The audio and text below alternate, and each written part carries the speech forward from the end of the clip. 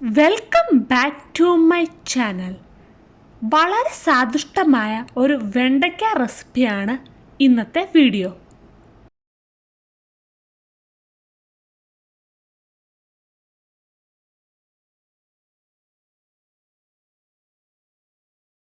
ഈ വെണ്ടയ്ക്ക ഫ്രൈ സ്നാക്കായിട്ടും ചോറിൻ്റെ കൂടെ മറ്റും കറിയായിട്ടും യൂസ് ചെയ്യാവുന്നതാണ്. വെണ്ടയ്ക്ക ഫ്രൈ തയ്യാറാക്കാൻ വേണ്ടി വെണ്ടയ്ക്ക വാഷ് ചെയ്തെടുക്കാം. വാഷ് ചെയ്തതിന് ശേഷം രണ്ട് സൈഡും കട്ട് ചെയ്ത് കളയാം.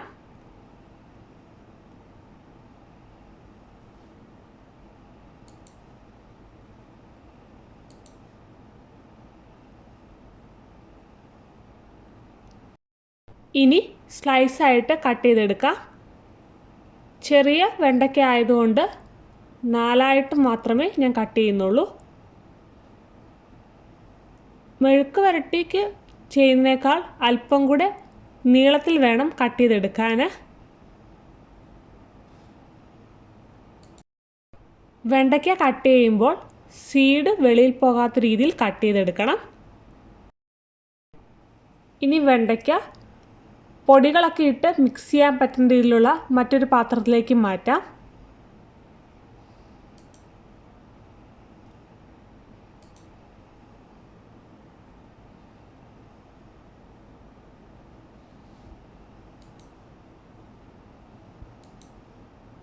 അതിനുശേഷം 2 സ്പൂൺ കോൺഫ്ലവർ,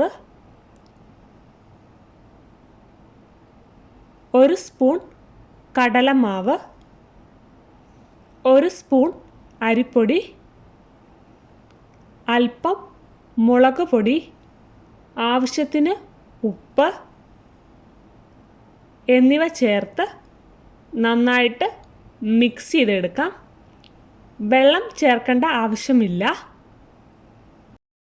വെണ്ടയ്ക്കായ്ക്ക് വഴുവഴുപ്പുള്ളതുകൊണ്ട് പൊടികളൊക്കെ ചേർക്കുമ്പോൾ വെള്ളം ചേർക്കേണ്ട ആവശ്യമില്ല. അല്ലാതെ തന്നെ വെണ്ടയ്ക്കായിൽ പൊടികൾ പിടിച്ചിരുന്നോളും. നന്നായിട്ട് മിക്സ് ചെയ്തെടുക്കാം. ആവശ്യാനുസരണം മുളക് പൊടി ചേർക്കാവുന്നതാണ്. ഇനി ഫ്രൈ ചെയ്തെടുക്കാം. ഒരു പാൻ വെച്ച് പാൻ ചൂടാവുമ്പോൾ സാധാരണ വെണ്ടയ്ക്ക മെഴുക്ക് വരട്ടി വെക്കുമ്പോൾ ഒഴിക്കുന്ന പോലെ അല്പം ഓയിൽ ഒഴിച്ചു കൊടുക്കാം. ഡീപ്പ് ഫ്രൈ അല്ല ചെയ്യുന്നത്, ഷാലോ ഫ്രൈ ആണ് ചെയ്യുന്നത്. ഇവിടെ അല്പം ഓയിൽ ഒഴിച്ചു കൊടുത്ത് വെണ്ടയ്ക്ക ഇട്ട് കൊടുക്കാം.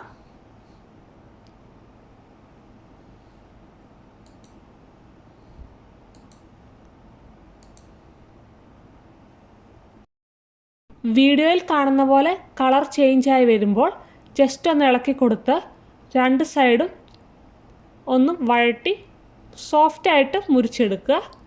ഇനി സെർവിങ് പ്ലേറ്റിലേക്ക് മാറ്റാം. ചോറിൻ്റെ കൂടെ മെഴുക്ക് വരട്ടി കഴിക്കുന്ന പോലെ കഴിക്കാൻ വേണ്ടി ആയതുകൊണ്ടാണ് സോഫ്റ്റായിട്ട് ഫ്രൈ ചെയ്തെടുത്തിരിക്കുന്നത്.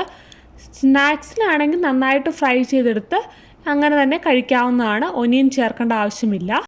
ഇനി ആവശ്യമായ ഒനിയൻ എടുത്ത് കട്ട് ചെയ്തെടുക്കാം. ചെറുതായിട്ടാണ് കട്ട് ചെയ്തെടുക്കുന്നത്.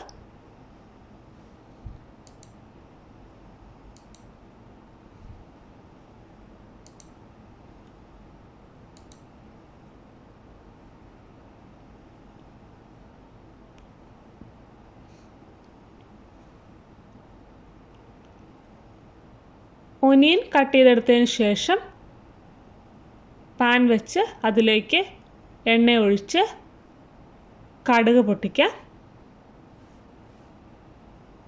ആവശ്യമെങ്കിൽ വറ്റൽമുളക് ആഡ് ചെയ്ത് കൊടുക്കാവുന്നതാണ്.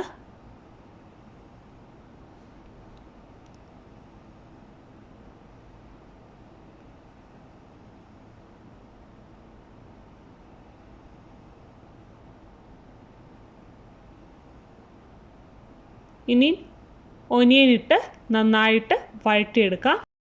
ഒനിയൻ വഴന്ന് വരാനുള്ള ഉപ്പ് ആഡ് ചെയ്ത് കൊടുത്ത് നന്നായിട്ട് മിക്സ് ചെയ്തെടുക്കാം. വെണ്ടയ്ക്ക ഫ്രൈ ചെയ്തപ്പോൾ ഉപ്പ് ആഡ് ചെയ്തുകൊണ്ട് കൂടുതലായിട്ട് ഉപ്പ് ആഡ് ചെയ്യേണ്ട ആവശ്യമില്ല.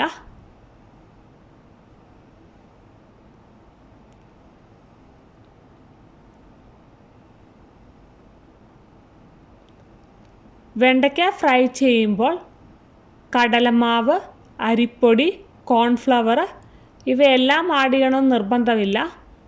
കോൺഫ്ലവറും അരിപ്പൊടിയും മാത്രമാണെങ്കിലും ആഡ് ചെയ്താൽ മതി. ഇനി നമുക്ക് തയ്യാറാക്കി വെച്ചിരിക്കുന്ന വെണ്ടയ്ക്ക ആഡ് ചെയ്ത് കൊടുത്ത് നന്നായിട്ട് മിക്സ് ചെയ്തെടുക്കാം.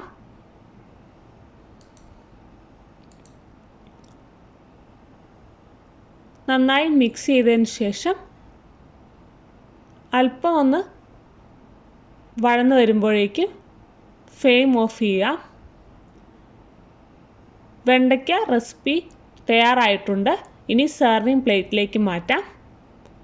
വളരെ സ്വാദിഷ്ടമായൊരു വെണ്ടയ്ക്ക ഫ്രൈ തന്നെയാണിത്. സാധാരണ നിങ്ങൾ മെഴുക്ക് വരട്ടുന്ന പോലെ ചെയ്യാതെ ഇങ്ങനെയൊന്ന് ചെയ്ത് നോക്കണം. വെണ്ടയ്ക്ക ഇഷ്ടമില്ലാത്തവർക്ക് പോലും വളരെ ഇഷ്ടപ്പെടുന്ന ഒരു റെസിപ്പി തന്നെയാണിത്. വീഡിയോ ഇഷ്ടമായാൽ ലൈക്ക് ചെയ്യാനും ഷെയർ ചെയ്യാനും കമൻറ്റ് ചെയ്യാനും സബ്സ്ക്രൈബ് ചെയ്യാനും മറക്കരുത്. മറ്റൊരു വീഡിയോയുമായി കാണുന്നവരേക്കും ബൈ.